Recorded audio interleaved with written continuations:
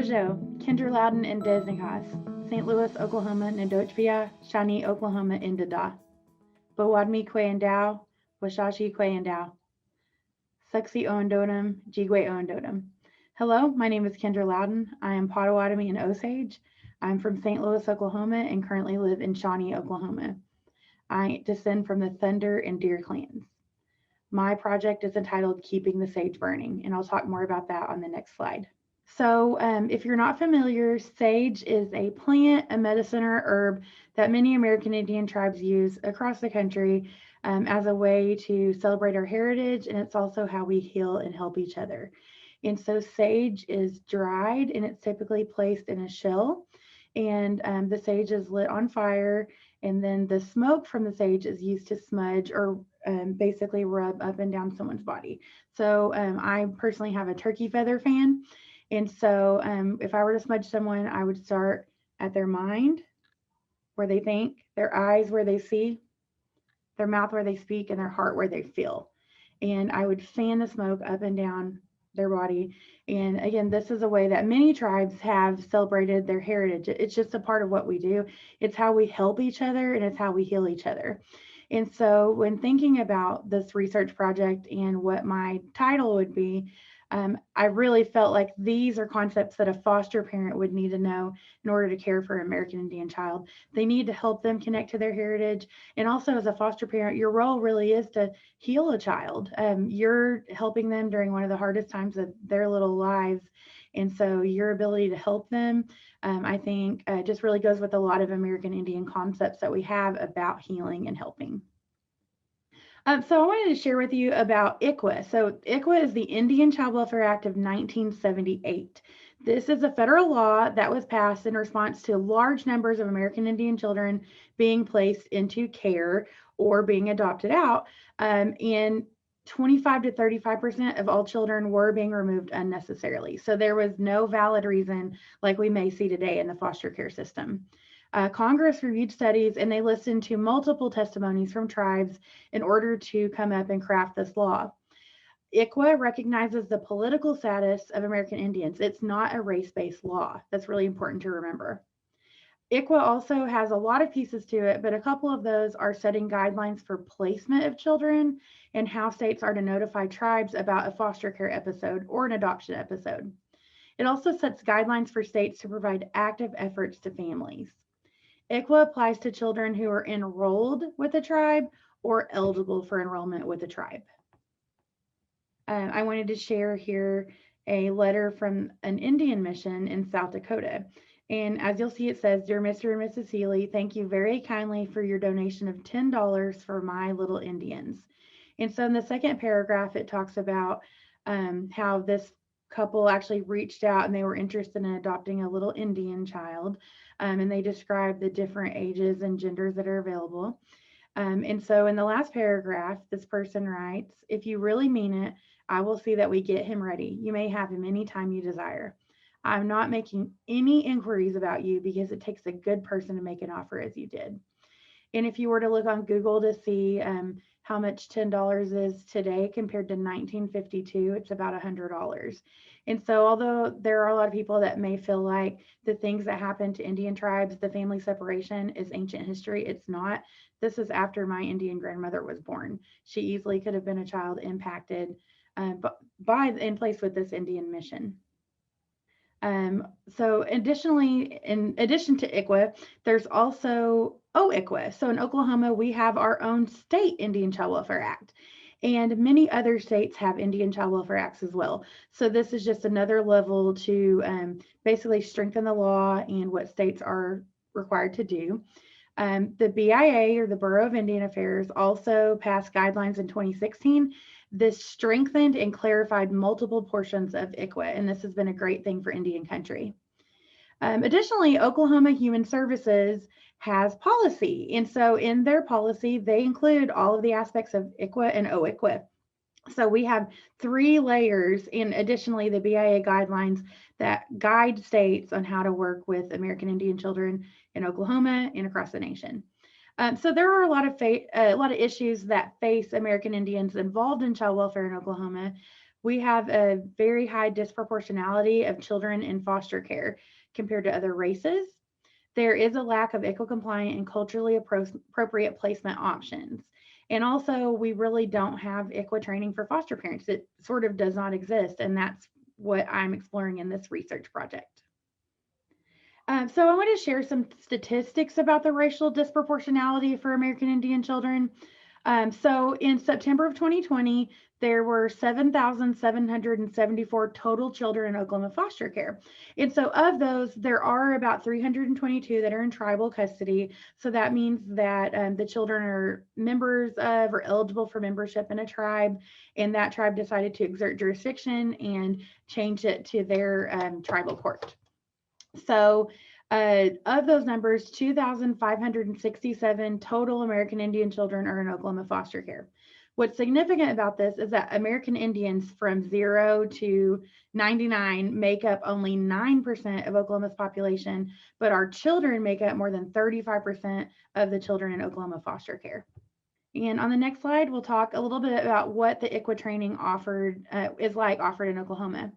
So despite the extraordinary number of American Indian children in care in Oklahoma, foster parents receive essentially no required training on ICWA, tribes, or caring for the unique cultural needs of American Indian children. OKDHS developed a curriculum in partnership with the University of Oklahoma's National Resource Center for Youth Services, or the NRCYS, and this curriculum was entitled Guiding Principles for Oklahoma Kinship, Foster, and Adoptive Families.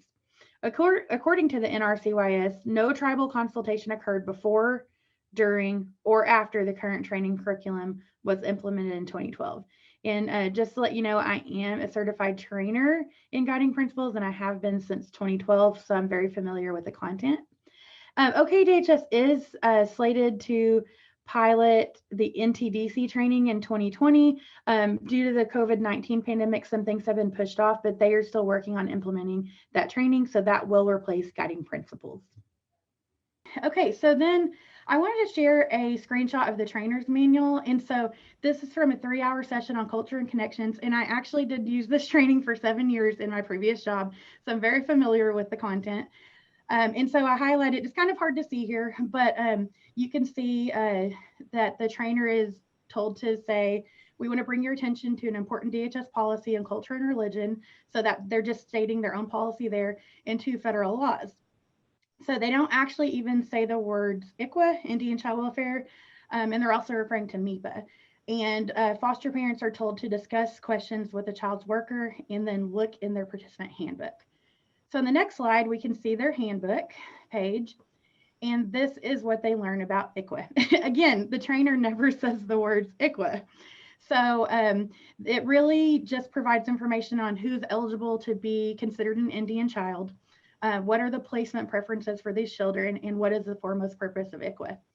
Really just a drop in the bucket compared to ICWA. You could probably go to a week training on ICWA and still not even know everything. So for my PICO, my research question, I asked for Oklahoma foster adoptive parents, is their pre-service training sufficient to care for and culturally support the American Indian children they foster and adopt, and help them understand the tenets of the Indian Child Welfare Act? So for my study methodology, I used anonymous surveys to collect my data. And in Oklahoma, there were a little over 3,000 foster or adoptive parents who had emails in the system who received surveys. And I did send this out 3 different times. And the respondents are currently approved for foster care, adoption, therapeutic, or contracted care, or a combination of those. In Oklahoma, it's all separate. So you can be basically dually or certified as one of these types of homes. And as Sherilyn mentioned, I did have to go through the IRB process, which was rigorous, but OKDHS staff was extremely helpful with that. Even in college, I had not done an IRB proposal, and so I was able to get that completed and move forward with my research. So I wanted to share now about my key findings, and the demographics were pretty interesting. So the race and ethnicity of my respondents, over 70% were Caucasian.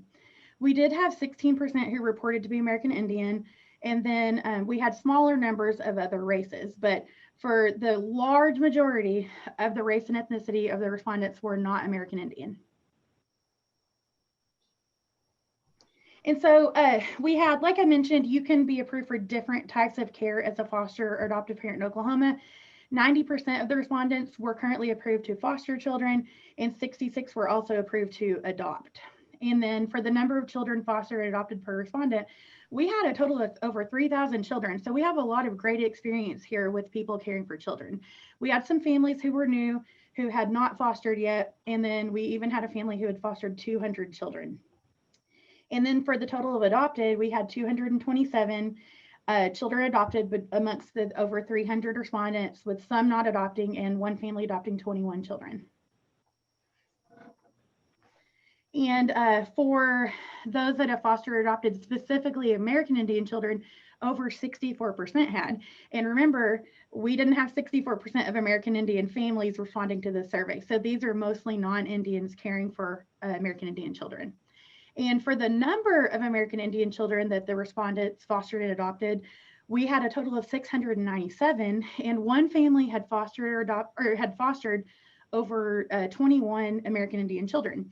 And we had 58 adopted, and one family had even adopted 6 American Indian children. And so then I wanted to find out, what is the tribal affiliation for these children that they have been caring for? And there were over 36 tribes that were included in that. So these children were members of 36 different tribes, and 31 of those were Oklahoma tribes. And so I really thought that was interesting, because I had about a 10% response rate. And of that 10%, almost every tribe in Oklahoma had these families had cared for children from.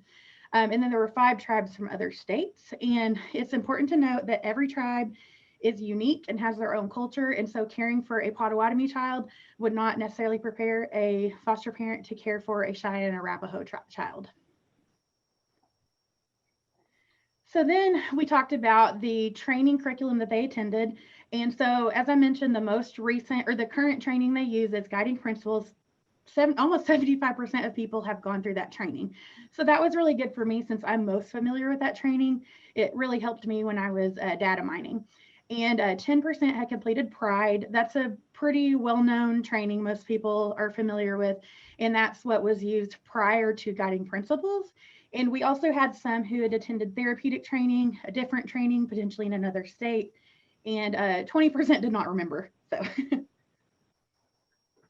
And for our continuing ICWA training, so after foster homes in Oklahoma are approved, they are required to complete 12 hours of continuing ed training. And 60% said they had no continuing ed training on ICWA. And we had 28% that had 1 to 3 hours. And then we had a few that had more than 4 hours or more than 6 hours.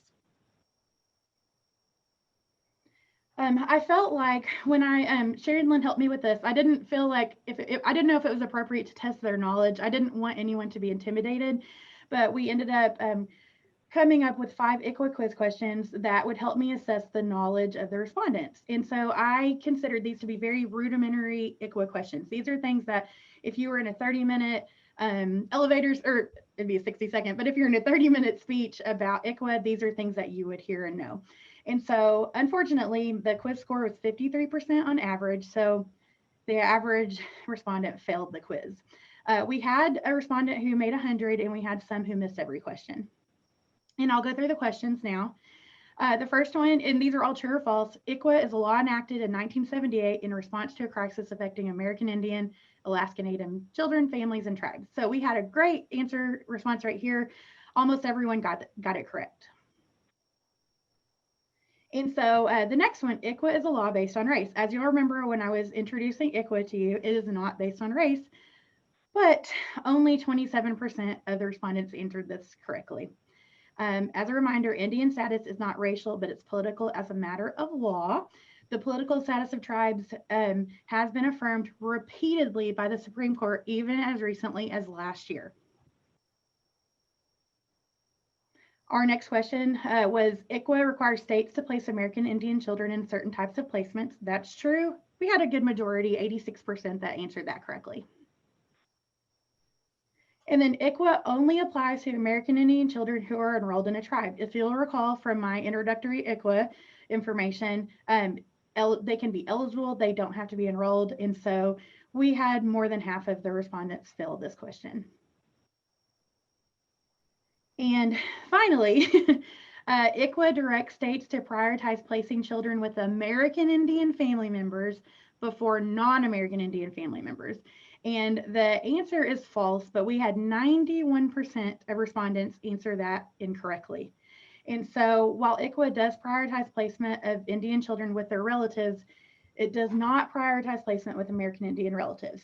Every tribe has their own placement preferences in their tribal law that may differ, but we're talking about federal law here, so the answer should have been false. So then I get asked questions about the training that foster parents have received about ICWA. And so I asked if they learned about placement preferences and in their pre-service training. And we had a little over half that said yes, that they did. 20% said no, and 22% were unsure. And then I asked if they learned about reasonable and active efforts. If you'll recall, we had over 70% of our respondents who reported that they attended guiding principles, the current training, but 63% said yes. So there's a data issue there. And I think the conflict is they're probably just attributing their learning to something different, or just weren't really sure, so they put yes. But guiding principles does not talk about reasonable and active efforts in the pre-service training. And then asked if they learned about American Indian tribes. We kind of had pretty even numbers on the responses there, 39, 37, and 23. And when asked if they learned about the reason ICWA was enacted, we had almost half who said yes, 25% that said no, and 27% who were unsure. So really, you kind of, with the number of people we had taking the same training, you'd like to see more similar response rates. That didn't really happen here.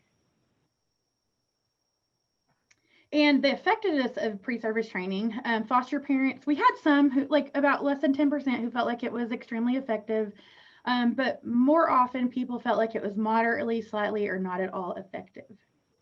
And then for the next slide, I asked them how they felt, was the training effective in preparing them to care for American Indian children's culture and connecting them to their tribe.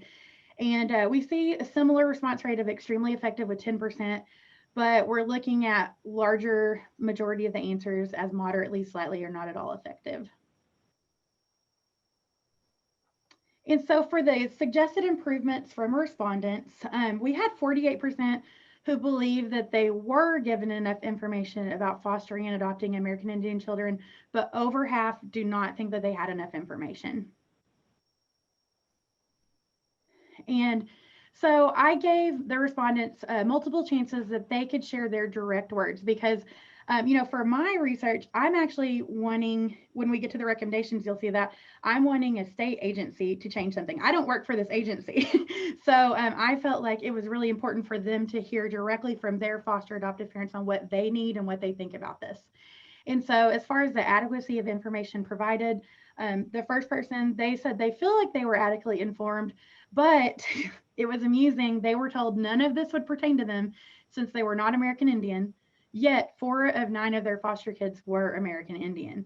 And as you recall, we had well over 60% of our respondents had cared for American Indian children when well over 80-something% of them are not American Indian. So in Oklahoma, with the high percentage of American Indian children in foster care, it is extremely likely a foster adoptive parent will care for an American Indian child. So the fact that this family was told that, they were not happy about. And so there's a few other quotes here. And so the first quote I'd like to read out loud and share with you. I don't remember any training on how to connect tribal children with their heritage because we were basically told not to accept tribal children if you were not a tribal home. And so, I've worked here in Indian child welfare almost 10 years in Oklahoma, and I've heard that repeatedly. And so I was able to, a lot of the quotes that were given by respondents were things that I have heard over the years. And then I asked, what are their suggestions for improvement? The first person here, they wanted more information about cultural needs like cutting hair. That's a significant topic with Indian children, is cutting hair. If you're not familiar, hair is a very important part of our heritage, and a foster parent cutting a child's hair can be very traumatic to the family. We had several people who felt like they wanted local tribes to speak at trainings. They wanted more information about culture of the children that they care for. And the last person here, they said they think there's a lot of bad info out there and having basics would clear up any confusion. And I tend to agree with that.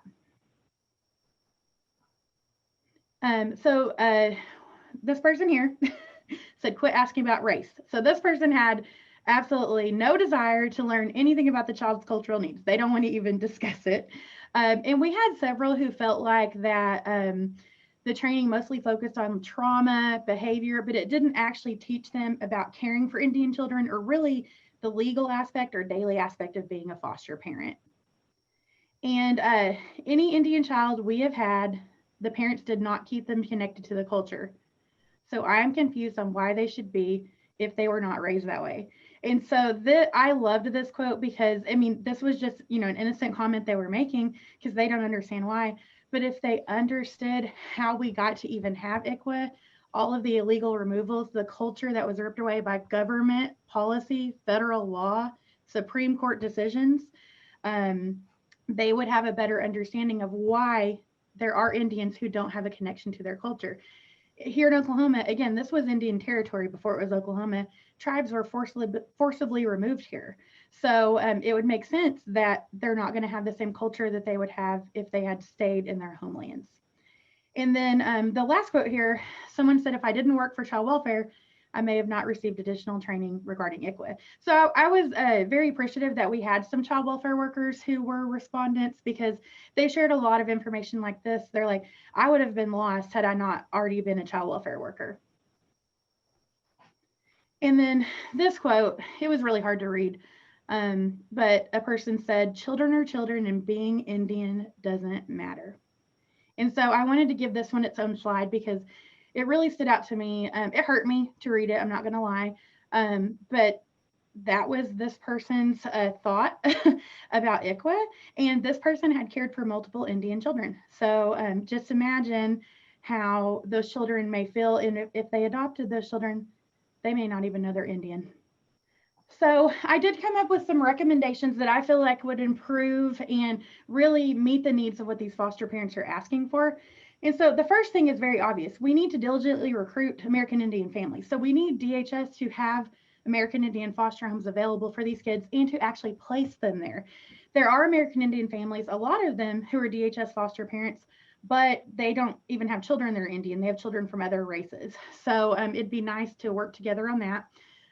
Also, like I said, 53% was our average quiz score on our ICWA knowledge. And so we really need additional ICWA information. And over half said they didn't get enough information. They want it. In continuing education, only 60% or 60% had received no additional ICWA training. So they didn't get it in the pre-service and they didn't get it after they're approved. How are they going to get this training? It's also recommended for DHS to arrange for meaningful tribal consultation so that each tribe can share their thoughts about what they think foster parents need to know. We are all individual, we are all unique, and we all have different needs for our citizens. And for OKDHS to continue collaboration with tribes. We have really great relationships with Oklahoma DHS, and we just want that to continue so that we can protect our most valuable resource, which is our children. They are our future.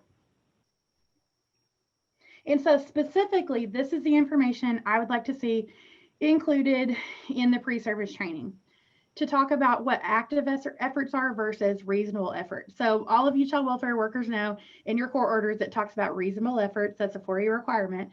But for Indian cases, workers are required to provide a higher level of care or a higher level of efforts so that they can help prevent removal and reunify American Indian families who are disproportionately placed into foster care. We also want foster parents, we had several talk about they didn't understand the legal side of fostering. They've never heard of a good cause hearing normally until we bring it up as the tribe. So we want them to understand how those findings are made, what the difference is between good cause found at a foster care placement or good cause found for adoption, to explain the long-term best interests of why we make these decisions. So not that just where the child has been the last year, but their future. Who are they going to be? Their Indian identity, their connection to their culture. These things are important. Also, we want foster parents to be aware of working as partners with tribes. We are legal parties to the case. We file interventions and we represent ourselves in court, or we have attorneys that do. And so we make recommendations, and what we say should have a lot of stake in the case. And so a foster parent needs to know that's going to happen when a tribe is involved. And another great suggestion that I was so happy to read that a foster parent and adoptive parent said was a video. And so that would help them understand more about the perspective of tribes, of tribal foster parents, of children, and even DHS workers who have experience working with tribes so that they can better humanize the law and hear directly from the people that this law impacts. And additionally, further cultural and ICWA training is recommended to be included in continuing education training. Again, we had a large majority who had none or barely any hours of ICWA training. And so we want these foster parents to know and continue to learn about ICWA and caring for American Indian children. So now I want to share about the impact that the MPLD made on me. So personally, I learned so much. I loved my table too in the kickoff meeting, but also Game Changers and then our monthly meetings all together. And I was able to really learn about the issues that your communities face and really see a lot of similarities with American Indian communities here in Oklahoma. And I really felt energized to affect change in training for foster adoptive parents. And so this research will not end here. I'm going to carry it forward. For the community impact, it really shines a light on the training needs for those fostering adopted and American Indian children, and also further partnerships with OKDHS. And for professionally, I built lasting professional connections and learned about a lot of different state and national programs. And I am very honored to be able to present this research next week to the OKDHS Child Welfare Executive Team. So I'll be meeting with the director of DHS here, Dr. Deb Shropshire, and all of her assistant directors and other executive team members. And so they are going to get to hear a modified version of this research. And so that I can request for them, let's move forward. Let's make a plan to educate your foster parents better about the information they are wanting and they are requesting. More than half of your respondents want this information. So let's make a plan to come together and move forward. I'm going to ask for a work group, a committee. We're moving forward with this. So you can't get what you want unless you ask for it. So that is my plan on Wednesday next week. So I appreciate any prayers and good thoughts. And I also am extremely humbled to have the opportunity to present this at the National Indian Child Welfare Association Conference in April.